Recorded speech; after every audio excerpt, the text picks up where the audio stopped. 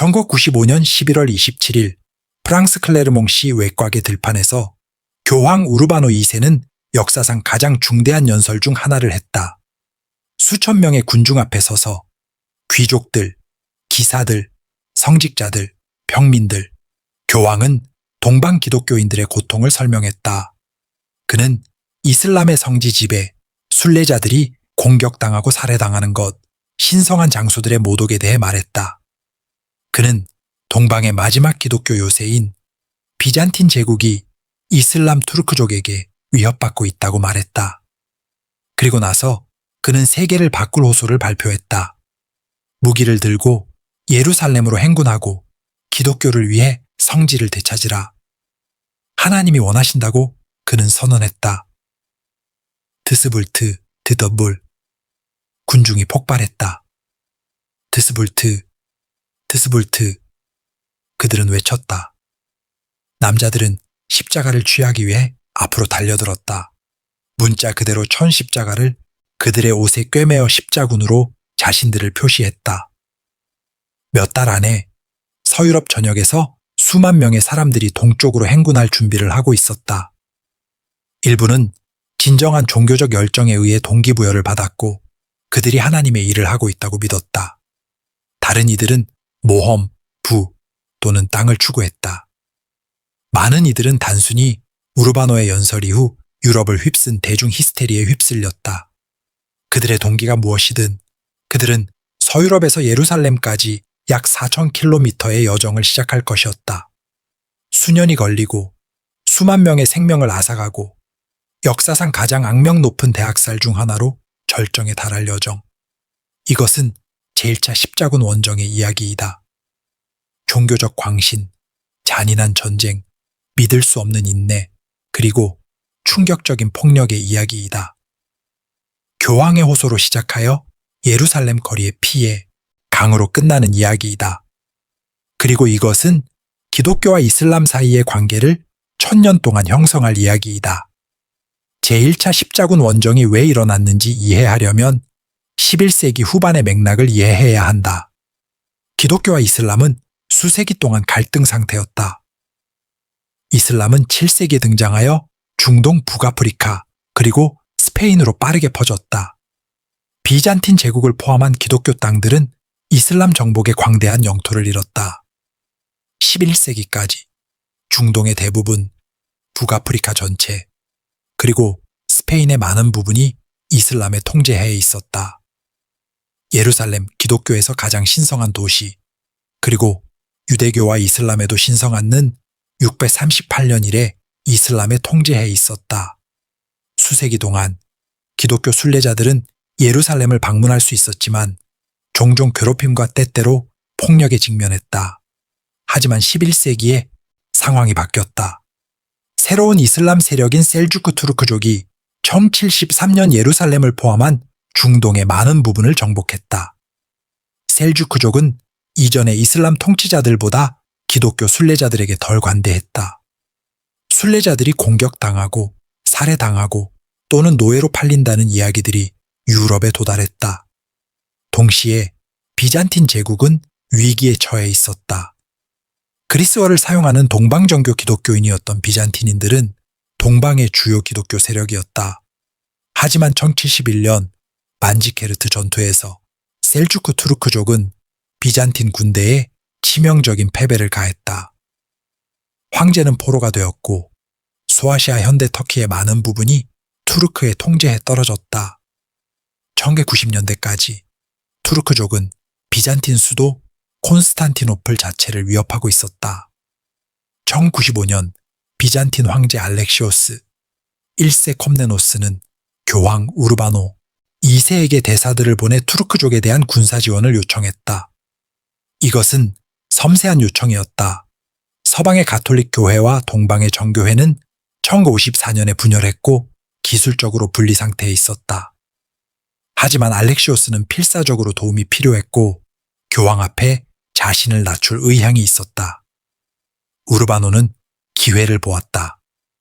만약 그가 비잔티움을 돕기 위한 군사 원정을 조직할 수 있다면 그는 여러 목표를 달성할 수 있었다.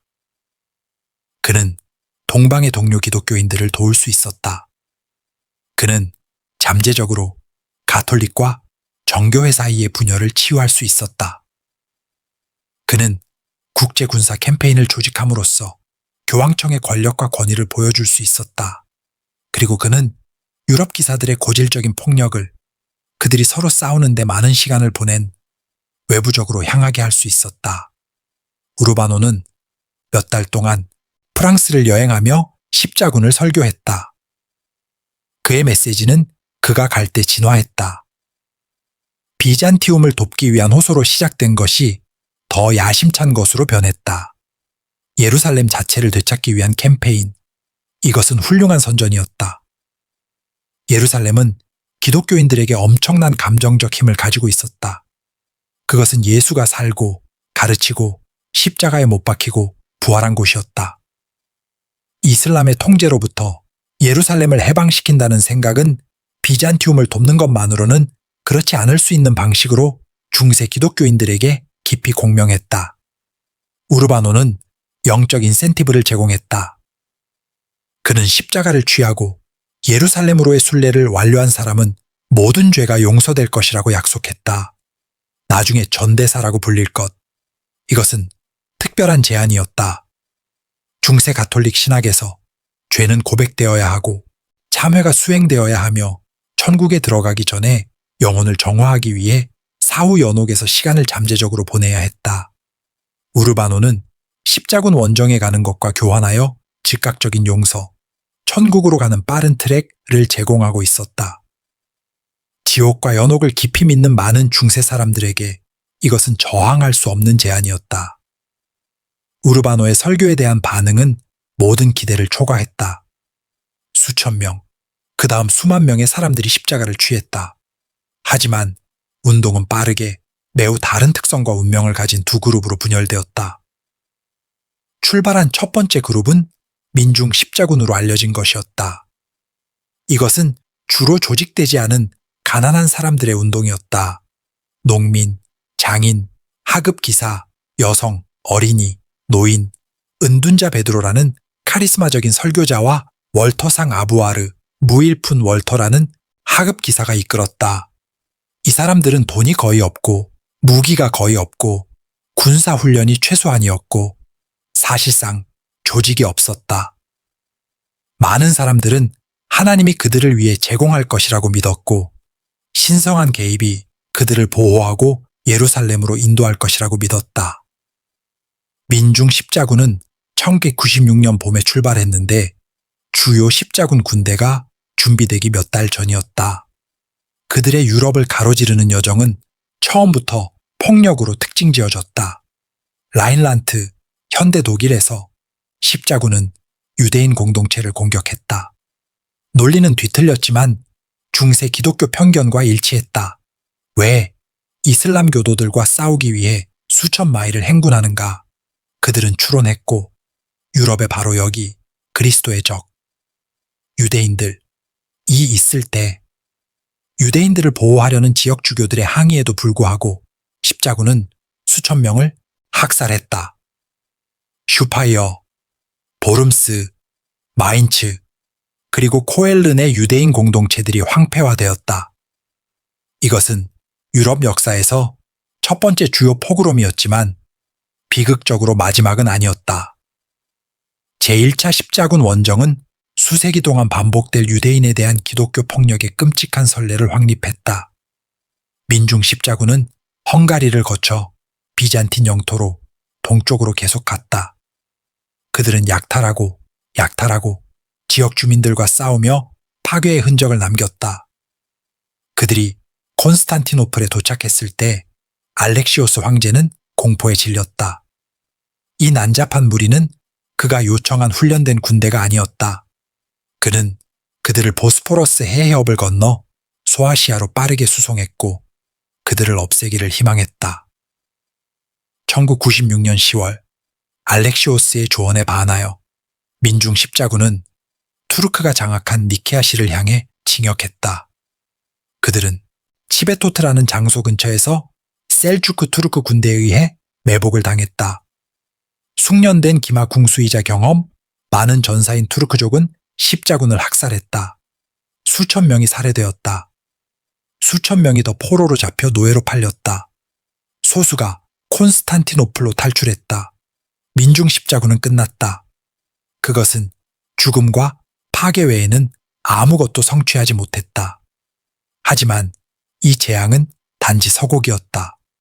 주요 십자군 군대, 역사가들이 제후 십자군이라고 부르는 것가 모이고 있었다. 이것은 훨씬 더 강력한 군대였다. 그것은 유럽에서 가장 강력한 귀족들 중 일부가 이끄는 여러 군대로 구성되었다. 하로렌의 공작 고드프로아드 부이용, 그의 형제 블론유의 볼드윈, 툴루즈 백작 레몽 4세, 타렌토의 메몽과 그의 조카 탕크레드, 플랑드르 백작 로베르 2세, 블로아 백작 스테판, 그리고 다른 이 남자들은 수천 명의 기사들을 데려왔다. 어린 시절부터 기마 전투에 훈련된 전문 전사들, 보병, 궁수, 그리고 지원 인원과 함께 다양한 십자군 군대들은 1096년 후반 다른 시간에 출발하여 다른 경로를 택했고 콘스탄티노플에서 집결할 계획이었다. 유럽을 가로지르는 여정은 몇 달이 걸렸다. 군대들은 헝가리와 비잔틴 영토를 통과하는 것을 협상해야 했다. 그들은 수천 명의 남자들과 말들을 위한 음식과 보급품을 찾아야 했다.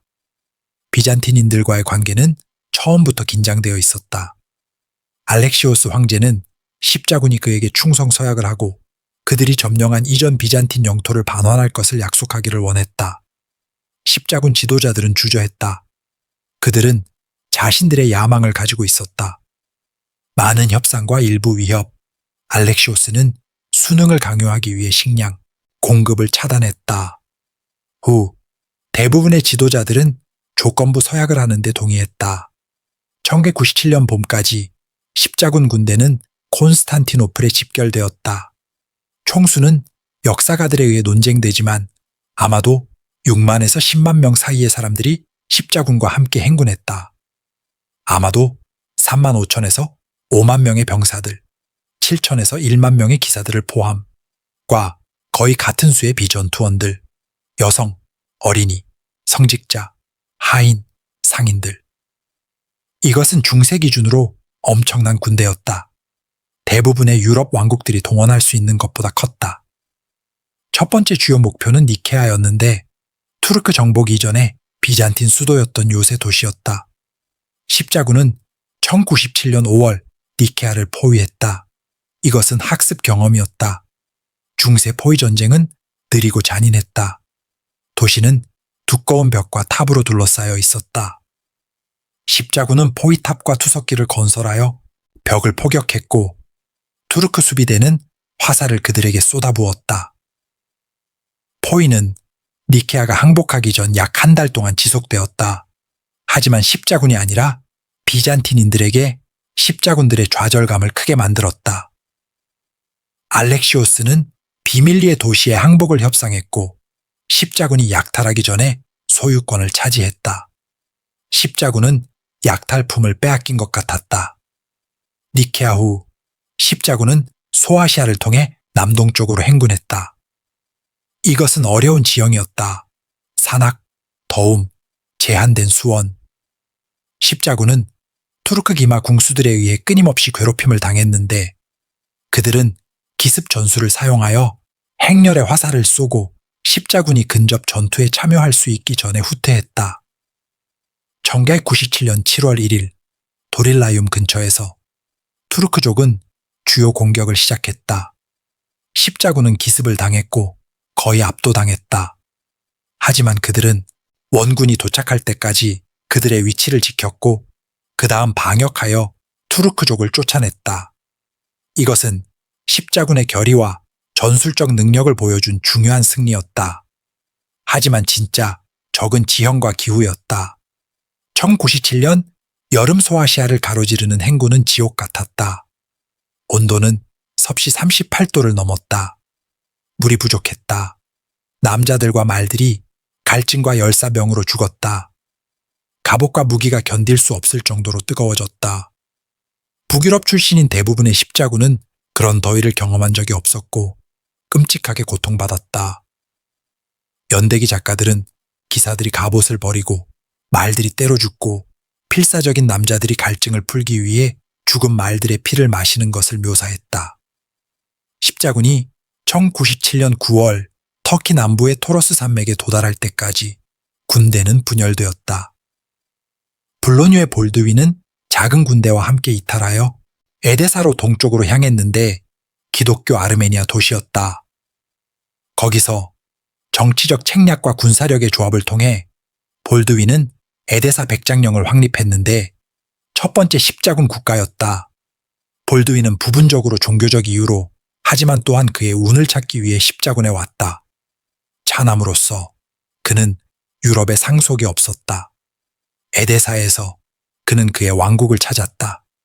주요 십자군 군대는 시리아로 남쪽으로 계속하여 1997년 10월 위대한 도시 안티오크에 도달했다. 안티오크는 기독교 세계에서 가장 중요한 도시 중 하나였다. 초기 교회의 5 총대 주교구 중 하나. 그것은 638년 이래 이슬람의 통제해에 있었다. 도시는 엄청나게 잘 요새화되어 있었는데 거대한 벽이 그것을 둘러싼 가파른 산들을 올라갔다. 십자군은 포위를 위해 정착했다. 안티오크의 포위는 1097년 10월부터 1098년 6월까지 지속되었다. 8개월. 이것은 전체 십자군 원정의 가장 길고 가장 어려운 부분이었다. 십자군은 도시를 포위했지만 완전히 봉쇄할 수 없었다. 보급 경로는 열려 있었다. 한편 십자군 자신들은 심각한 보급 문제에 직면했다. 음식이 부족해졌다. 가격이 폭등했다. 말들이 굶주림으로 수백 마리씩 죽었다. 남자들도 죽었다. 질병이 진영을 통해 퍼졌다. 아마도 장티푸스와 이질, 사기가 급락했다. 일부 십자군은 탈영하여 콘스탄티노플로 도망쳤는데 블루아의 스테판을 포함하여 그는 나중에 십자군 포기에 대한 수치심에 직면했다. 1997, 1998년 겨울은 최저점이었다. 연대기 작가들은 절망의 장면을 묘사한다. 굶주린 남자들은 그들이 찾을 수 있는 것은 무엇이든 먹었다. 풀, 나무 껍질, 신발과 안장의 가죽. 일부는 죽은 투르크족의 살을 먹었다고 보고되었다. 샤르트르의 풀처라는 한 연대기 작가는 다음과 같이 썼다. 우리 사람들 중 많은 이들이 거기 죽어있는 사라센들의 엉덩이에서 비밀리의 조각을 잘라내어 그것을 요리하고 먹었으며 야만적으로 살을 탐식했다. 이것이 실제로 일어났는지 아니면 십자군의 절망 또는 야만성을 보여주기 위한 선전이었는지는 논쟁의 여지가 있지만 그 이야기는 상황의 극단성을 나타낸다. 1098년 2월 구호가 왔다. 십자군은 안티오크 호수 전투에서 이슬람 구호 군대를 물리치고 보급품을 획득했다. 하지만 포위는 계속되었다. 마침내 1098년 6월 행운, 배신, 그리고 군사적 기술의 조합을 통해 십자군은 안티오크를 점령했다. 도시의 남쪽 벽의 탑들을 통제하는 피루즈라는 경비병이 도시를 배신하기로 동의했다. 아마도 뇌물 때문에 또는 십자군이 결국 이길 것이라고 두려워하여 승리하는 편에 있기를 원했기 때문에 6월 2, 3일 밤에 피루즈는 십자군이 그의 탑으로 올라갈 수 있게 했다. 그들은 문을 열었고 십자군 군대가 쏟아져 들어왔다. 이어진 것은 대학살이었다. 8개월의 포위 끝에 굶주리고 절망적인 십자군은 자비를 보이지 않았다. 그들은 수천 명의 이슬람 주민들을 살해했다. 남자, 여자, 어린이. 그들은 도시를 약탈했다. 그들은 모스크를 불태웠다. 일부 이슬람 교도들은 요새로 도망쳤는데 며칠 더 버텼다가 항복했다. 하지만 십자군의 안도는 단명했다.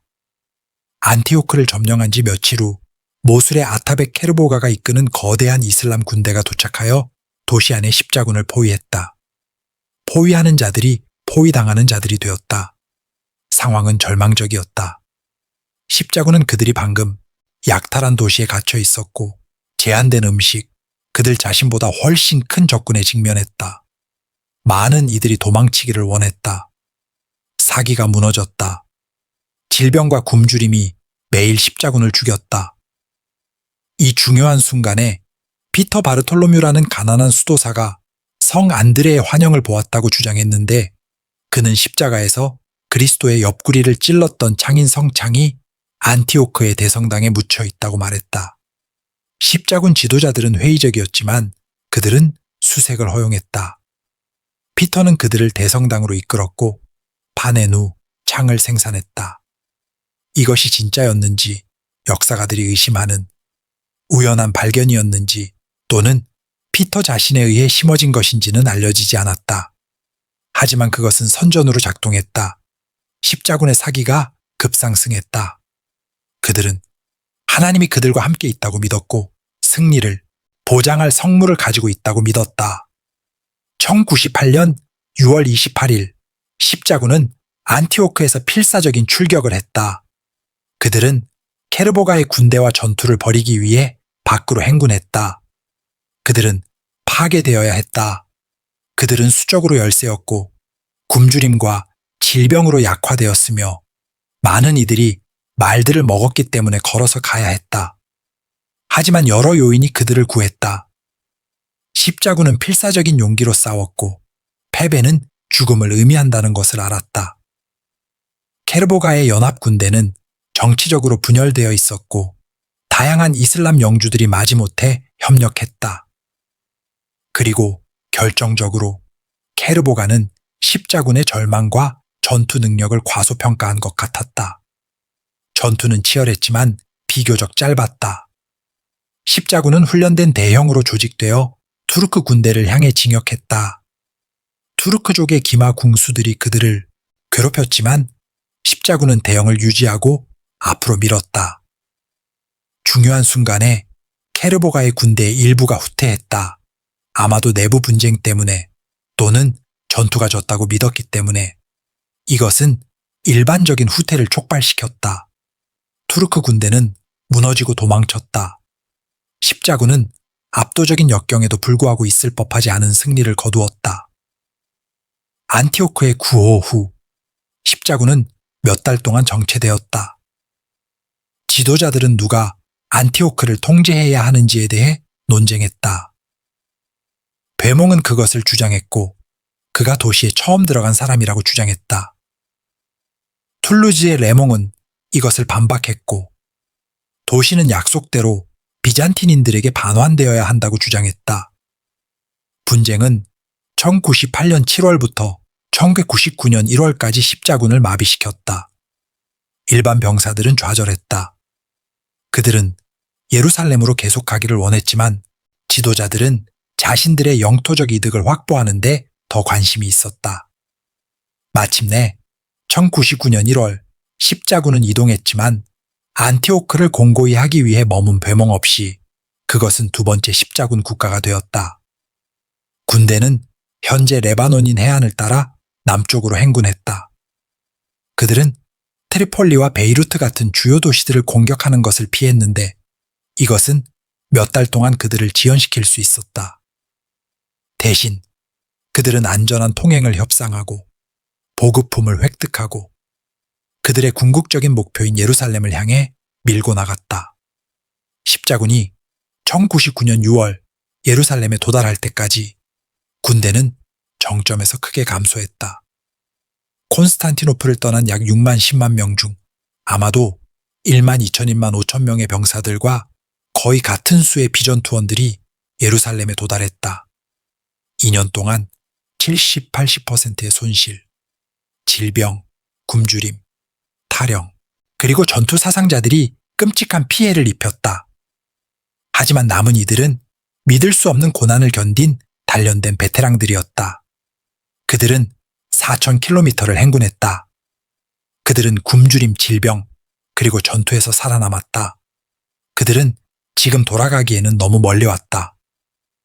1199년의 예루살렘은 최근 셀주크 투르크족으로부터 그것을 되찾은 이집트의 파티마 칼리프국에 의해 통제되었다.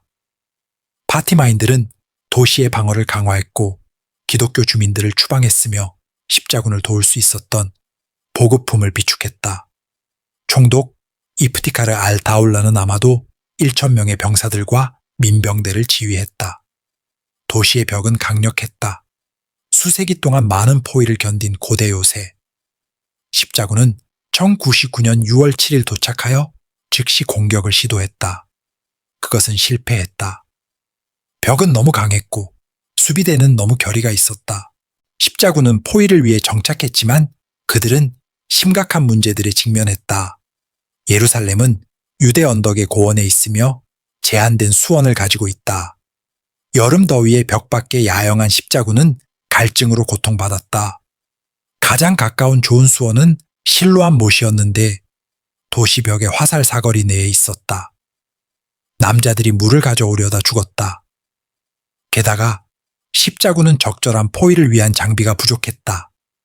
그들은 무거운 포위 엔진을 뒤에 남겨두었거나 행군 중에 잃었다. 그들은 새로운 포위 탑, 파성추, 그리고 투석기를 만들기 위해 목재가 필요했다. 하지만 예루살렘 주변 지역은 나무가 벗겨져 있었다. 십자군은 목재를 찾기 위해 멀리 돌아다녀야 했고 그 다음 그것을 포위 작업으로 다시 운반해야 했다.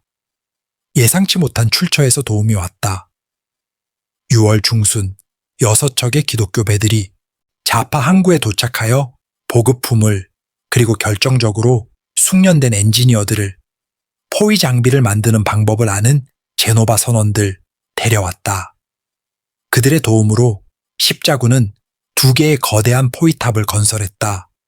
벽 높이에서 공격자들이 사다리를 올라 화살을 맞으며 오르는 대신 넘어갈 수 있게 하는 이동식 나무 구조물로 여러 층 높이. 1099년 7월 13, 14일 십자군은 공격을 시작했다. 포위탑은 궁수들과 투석기의 어모 사격 해벽을 향해 굴러갔다. 수비대는 필사적으로 싸웠고 화살을 쏘고 돌을 던지고 불타는 투사체로 포위탑에 불을 질렀다. 한 탑이 파괴되었다. 하지만 고드프루아드 부이용이 지휘하는 다른 탑은 북쪽 벽에 도달했다. 고드프루아와 그의 남자들은 탑에서 벽으로 뛰어내려 수비대와 백병전을 벌였다. 그들은 벽의 한 구역을 확보하고 더 많은 십자군이 올라올 수 있도록 밧줄을 내렸다. 문이 안쪽에서 열렸다. 십자군 군대가 예루살렘으로 쏟아져 들어왔다. 다음에 일어난 일은 중세에 가장 논란이 많은 사건 중 하나이다.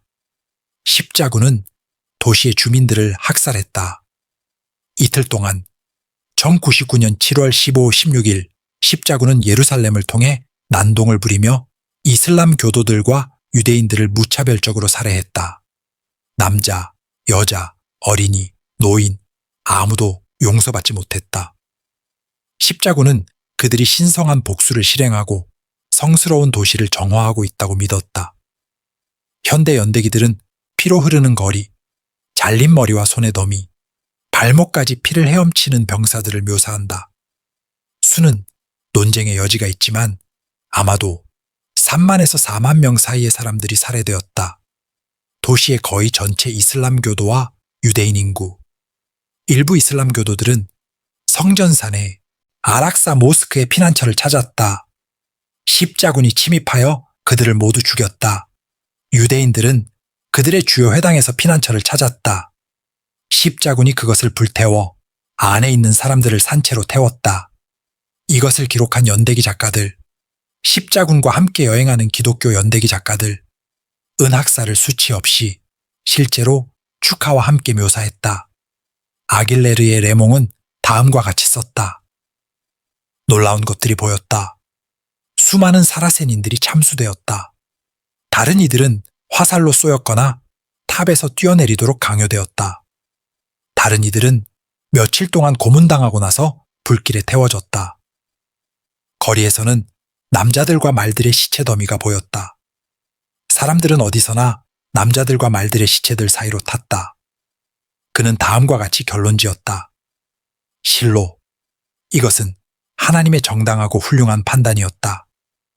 이 장소가 불신자들의 피로 가득 차야 하는 것은 그것이 그들의 신성 모독으로부터 오래 고통받았기 때문이다. 학살 후 십자군은 예수의 무덤 장소로 믿어지는 성묘교회로 갔고 그들의 승리에 대해 감사를 드렸다. 많은 이들이 기쁨으로 울었다. 그들은 그들의 목표를 달성했다. 예루살렘은 461년 만에 처음으로 기독교의 손에 있었다. 십자군 원정은 끝났다. 일주일 후 고드프루아드 부이용이 새로 설립된 예루살렘 왕국의 지도자로 선출되었다. 그는 왕의 칭호를 거부하고 대신 성묘의 옹호자라는 칭호를 취했지만 그는 이름을 제외한 모든 면에서 왕이었다.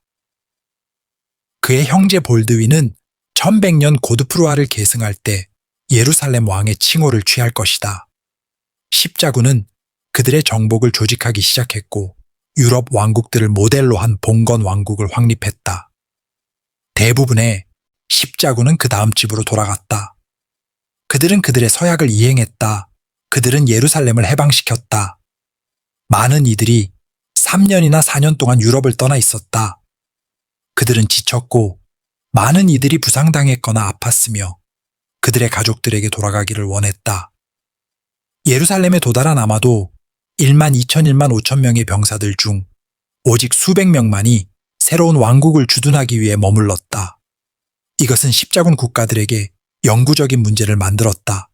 만성적인 인력 부족. 우리는 제1차 십자군 원정을 어떻게 평가하는가? 군사적 관점에서 그것은 놀라운 성취였다. 다양하고 종종 분열적인 유럽 귀족들의 연합이 적대적인 영토를 통해 4,000km를 행군했고 더 크고 더 경험 많은 이슬람 군대들을 패배시켰으며 세계에서 가장 중요한 도시 중 하나를 점령했다. 병참만으로도 놀라웠다. 십자군은 낯선 지형, 극단적인 기후, 그리고 적의 전술에 적응했다. 그들은 엄청난 회복력을 보여주었고 굶주림, 질병, 그리고 막대한 사상자를 견디면서 응집력과 전투 효율성을 유지했다. 종교적 관점에서 십자군 원정은 기독교인들에게는 승리로, 이슬람 교도들에게는 재앙으로 보였다. 예루살렘의 재탈환은 기독교 유럽 전역에서 축하되었다. 십자군 원정은 유럽 문화의 영구적인 특징이 되었다. 다음 2세기 동안 11번의 주요 십자군 원정과 수많은 소규모 원정이 있을 것이다. 십자군 국가들은 이슬람 교도들에 의해 재정복되기 전 거의 2세기 동안 지속될 것이다. 하지만 도덕적 관점에서 제1차 십자군 원정은 깊이 문제가 있다. 예루살렘에서의 학살은 일탈이 아니라 캠페인 전반에 걸친 십자군 행동의 대표였다. 십자군이 안티오크를 점령했을 때 그들은 주민들을 학살했다.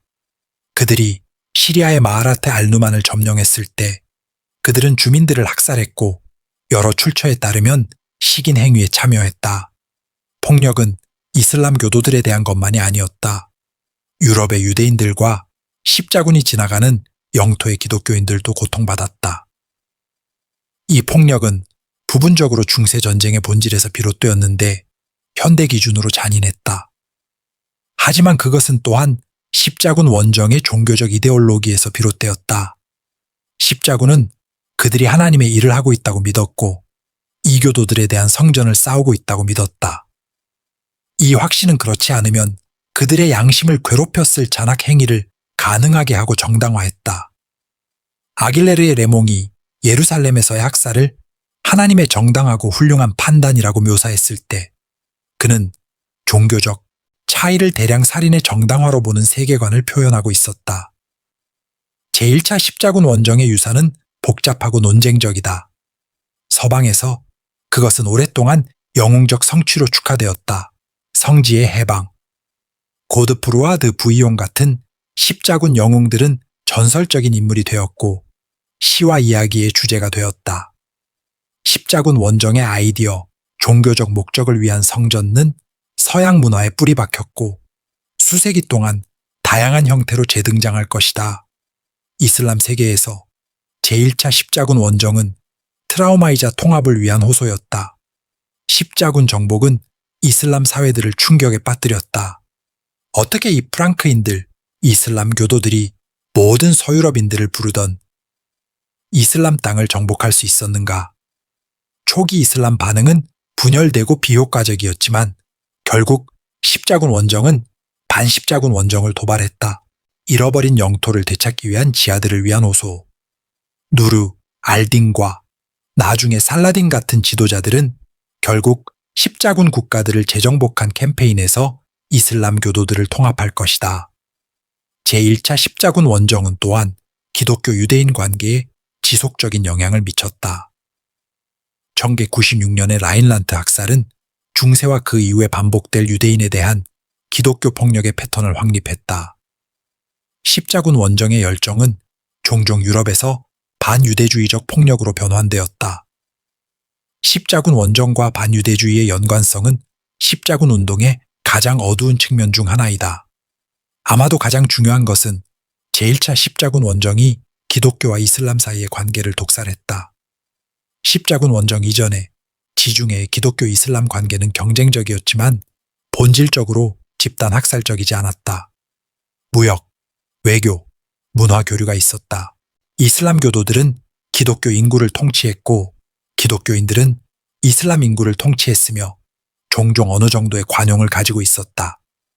십자군 원정은 새로운 요소를 도입했다. 종교적 확신에 의해 정당화된 극단적인 폭력으로 수행된 종교전쟁. 십자군 원정의 기억은 오늘날까지 논쟁적으로 남아있다. 이슬람 세계의 일부에서 십자군 원정은 도발되지 않은 침략으로 기억된다. 나중에 서구 제국주의를 예고하는 역사적 범죄. 이 역사적 기억은 서방과 이슬람 세계 사이의 현대 관계를 복잡하게 한다. 중세 이슬람 교도들이 초기의 십자군 원정을 특별히 중요하게 보지 않았다는 것을 주목할 가치가 있다. 그들은 단지 또 다른 국경 전쟁이었고 지역의 많은 갈등 중 하나였다. 십자군 원정이 반복되는 패턴이 되었을 때 나중에야 그들은 더 큰 의미를 취했다. 마찬가지로 중세 유럽인들에게 제1차 십자군 원정은 종말론적 사건이었다. 하나님의 호의의 징후, 기독교 사회의 검증. 하지만 현대 역사가들은 그것을 더 복잡한 관점에서 본다. 종교적 열정, 정치적 계산, 그리고 개인적 야망의 혼합에 의해 동기부여된 극단적인 폭력으로 수행된 그리고 수세기 동안 반향을 일으킨 결과를 가진 군사 원정으로 제1차 십자군 원정에 참여한 개인들은 다양한 동기와 경험을 가졌다. 베몬과 볼드윈 같은 일부 귀족들에게 십자군 원정은 땅과 권력을 위한 기회였다. 둘 다 동방의 왕자 국가를 확립했다. 가난한 순례자들에게 그것은 예루살렘에 도달하기 훨씬 전에 질병이나 굶주림으로 죽음으로 끝난 종교적 여정이었다. 병사들에게 그것은 전투에서 공포의 순간으로 구두점이 찍힌 수년의 고난이었다. 십자군에 길에 살았던 이슬람 교도들과 유대인들에게 그것은 재앙이었다. 죽음, 노예화 또는 추방. 십자군 원정은 또한 의도하지 않은 결과를 가졌다. 도움을 요청한 비잔틴 제국은 궁극적으로 강화되기보다 약화되었다. 십자군 국가들의 확립은 비잔틴 외교 정책을 복잡하게 했다. 이미 긴장된 비잔티움과 서유럽 사이의 관계는 더 나빠졌다. 우르바노 2세가 재통합하기를 희망했던 라틴과 그리스 교회는 더 멀어졌다. 결국 십자군 원정은 동방정교 기독교인들을 향해 지시될 것이다. 첼시범 4년의 제4차 십자군 원정은 콘스탄티노플 자체를 약탈할 것이다. 제1차 십자군 원정의 군사 전술과 전략은 흥미로운 통찰력을 제공한다. 십자군은 본질적으로 보병과 궁수들에 의해 지원되는 기마 중기병이었다. 그들의 강점은 근접 전투에 있었다. 갑옷을 입은 기사들이 창으로 돌격하는 것은 거의 막을 수 없었다. 그들의 약점은 기동성과 사거리였다. 그들은 투르크 적들보다 느렸고 효과적인 미사일 무기가 부족했다. 투르크족은 말에서 쏠 수 있는 기마 궁수들에 의존했고 기습 전술을 사용했다. 십자군은 규율을 통해 이것에 대응하는 것을 배웠고 투르크 화살이 부술 수 없는 밀집된 대형을 유지하고 그 다음 그들의 더 무거운 갑옷과 무기가 그들에게 이점을 주는 근접 전투를 강요했다. 포이들, 니케아, 안티오크, 예루살렘, 가장 잔인한 중세 포위 전쟁을 보여주었다. 포위는 몇 달 동안 지속될 수 있었고 인내의 경쟁이 되었다. 포위하는 자들은 굶주림과 질병에 직면했고 포위당하는 자들은 구호가 오지 않으면 결국 굶주림에 직면했다. 성공은 종종 순수한 군사력보다 병참 사기 그리고 때때로 배신에 더 의존했다. 십자군의 생존은 보급기지를 점령하는 데 크게 의존했다. 십자군이 도시들을 점령했을 때 그들은 재보급할 수 있었다. 그들이 도시 중심지 없이 적대적인 영토에 있을 때 그들은 고통받았다. 이것이 포위가 그렇게 많이 중요한 이유이다. 그들은 단지 군사 목표가 아니라 병참적 필요였다. 십자군을 지탱하는 데 있어 종교의 역할은 과장될 수 없다. 안티오크의 포위 동안 사기가 무너졌을 때 성창의 발견에 의해 촉발된 종교적 열정이 그것을 되살렸다. 병사들은 유물을 운반하는 사제들과 함께 찬송가를 부르며 전투로 행군했다. 그들은 그들이 하나님의 일을 하고 있다고 믿었고 성전에서의 순교가 구원을 보장한다고 믿었다. 이 확신은 그들이 순수한 용병이나 징집병이 하지 않을 방식으로 고난을 견디고 죽음을 무릅쓸 수 있게 했다. 하지만 이 종교적 확신은 또한 잔악 행위를 가능하게 했다. 십자군이 예루살렘의 주민들을 학살했을 때 그들은 그것이 의로운 것이라고 믿으며 그렇게 했고 그들이 성스러운 도시를 정화하고 있다고 믿었다. 종교적 확신과 전투폭력의 조합은 십자군 문화를 만들었다. 성전을 축하하고 하나님의 이름으로 살해를 정당화한 문화. 제1차 십자군 원정은 엄청난 역경에도 불구하고 성공했지만 단 한 번만 성공했다. 후속 십자군 원정은 그 업적을 복제하는 데 실패할 것이다. 왜 제1차 십자군 원정은 성공했는가? 여러 요인들이 수렴했다. 이슬람 세계는 분열되어 있었다. 시리아의 셀주크 투르크족, 이집트의 파티마인들, 그들 자신의 이익을 추구하는 다양한 지역 에미르들. 그들은 십자군 위협에 대해 조정하는 데 실패했다. 이슬람 교도들이 효과적인 저항을 조직할 때쯤 십자군은 이미 제거하기 어려운 영토적 거점을 확립했다. 놀라움의 요소도 도움이 되었다. 이슬람 교도들은 십자군 원정이 무엇인지 이해할 선례가 없었다. 그들은 처음에 그것이 단지 또 다른 비잔틴 군사 원정이나 습격이라고 생각했다. 십자군은 타이밍에서도 이익을 얻었다. 그들은 정치적 분열 기간 동안 레반트에 도착했다. 만약 그들이 살라딘이 이슬람 세력을 통합한 한 세기 후에 왔다면 그들은 아마 패배했을 것이다. 십자군의 이데올로기적 헌신도 중세 전쟁에서 드물었다. 대부분의 중세 군대는 급료, 약탈 또는 봉건적 의무를 위해 싸웠다. 십자군은 구원을 위해 싸웠고 이것은 특별한 인내와 희생을 동기부여했다. 마침내 십자군 원정은 순전한 소모를 통해 성공했다. 십자군은 치명적인 손실에도 불구하고 계속 갔다. 민중 십자군이 파괴되었을 때 제후 십자군은 계속되었다. 군대의 절반이 소아시아를 건너다 죽었을 때 나머지는 계속 밀고 나갔다. 굶주림이 안티오크에서 그들을 거의 파괴했을 때 그들은 살아남고 계속 싸웠다. 종교적 확신에 의해 가능해지고 그 과정에서 작은 성공들에 의해 가능해진 이 완고한 끈기는 결국 불가능한 것을 달성했다. 실제로 예루살렘에 도달하고 살아남은 십자군이 얼마나 되는지의 질문은 계시적이다. 콘스탄티노플을 떠난 약 6만 10만 명 중 아마도 1만 2,001만 5천 명의 병사들이 예루살렘에 도달했다. 15-20%의 생존율.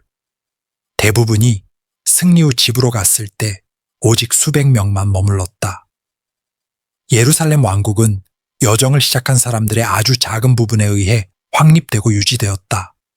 이것은 십자군 원정의 특별한 비용과 성지에서 십자군 존재의 불안정함을 모두 보여준다. 십자군 국가들은 거의 200년 동안 존재할 것이지만 그들은 항상 취약했고 항상 유럽으로부터의 증언에 의존했으며 항상 적대적인 이슬람 땅에 의해 뒷받침된 해안을 따라 얇은 영토 뛰었다. 예루살렘 자체는 정복 후 90년도 채 되지 않아 1187년 살라딘에게 이를 것이다. 모든 초기 성공에도 불구하고 십자군 프로젝트는 궁극적으로 지속 불가능했다. 21세기에서 뒤를 돌아보면 제1차 십자군 원정은 역사의 위대한 군사적 성취이자 도덕적 재앙 중 하나로 나타난다. 그것은 충격적인 잔인함과 종교적 폭력과 결합된 인내와 군사적 효율성의 특별한 위협이었다. 그것은 현대 지정학에서 계속 메아리치는 동서 갈등의 패턴을 확립했다. 그리고 그것은 종교적 확신이 사람들에게 큰 희생을 하도록 영감을 줄 수 있지만 또한 큰 범죄를 정당화할 수 있다는 것을 상기시킨다. 1999년에 예루살렘으로 행군한 십자군은 그들이 오른편에 있다고 믿었고 하나님의 뜻을 행하고 있다고 믿었으며 신성한 대의를 위해 싸우고 있다고 믿었다. 그들의 관점에서 그들은 영웅이었다. 하지만 역사는 더 복잡한 판결을 제공한다. 그들은 놀라운 군사적 승리를 달성했다. 그들은 기독교인들이 수세기 전에 잃었던 땅과 신성한 장소를 되찾았다. 하지만 그들은 학살, 인종 청소, 종교전쟁, 중세든 현대든 어떤 도덕적 기준으로도 깊이 문제가 있는 방법을 통해 그렇게 했다. 제1차 십자군 원정은 세계를 바꾸었다. 그것은 기독교를 단지 영적 신념 체계가 아니라 호전적이고 확장주의적인 힘으로 확립했다. 그것은 중동에서 유럽 봉건주의의 전초 기지인 십자군 국가들을 만들었다. 그것은 성전의 개념을 체계적인 방식으로 기독교 신학에 도입했고 수세기 동안 호출될 폭력에 대한 종교적 정당화를 제공했다. 그것은 오늘날까지 지속되는 방식으로 기독교 이슬람 관계를 격화시켰다. 그리고 그것은 종교적 확신이 군사력과 결합되어 겉보기에 불가능한 것을 달성할 수 있다는 것을 보여주었다. 하지만 수만 명의 생명과 수세기의 적개심으로 측정되는 비용으로 이것은 제1차 십자군 원정의 이야기이다. 10만 명이 유럽을 떠났다. 1만 5천 명이 예루살렘에 도달했다.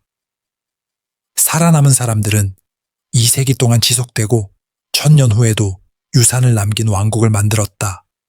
그 유산이 궁극적으로 영웅적 성취 중 하나인지 재앙적 어리석음 중 하나인지는 당신의 관점에 달려있다. 역사는 두 견해를 모두 허용한다. 확실한 것은 제1차 십자군 원정이 중세 세계를 형성하고 우리 세계에 계속 영향을 미치는 변혁적 사건이었다는 것이다.